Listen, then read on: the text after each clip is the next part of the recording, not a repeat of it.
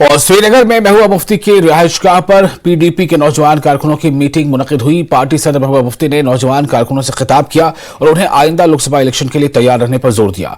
महबूबा मुफ्ती ने कहा कि नौजवान बड़ी तादाद में पीडीपी में शामिल हो रहे हैं और इन्हें उम्मीद है कि लोग इस बार पीडीपी को एक मौका देंगे।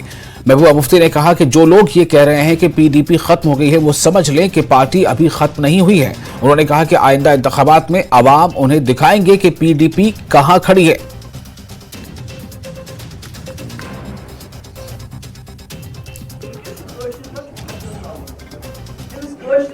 आवाज मिले सारी मसला मगर दम गोमुत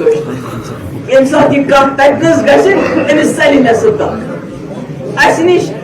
जबान सोन गुरूर जबान क्या ज्यादा कर रोक पे जबान योर थाप दिन जमीन जागन नौकरियत जागन दस्तावेज जागन मगर जबान कम से कम पानस नश अगर कत करो यह आज हमने यूथ की मीटिंग बुलाई थी और बेचारे इस रोजे के वक्त में फाके फुकरे यहाँ तक पहुंची, अपना किराया दिया।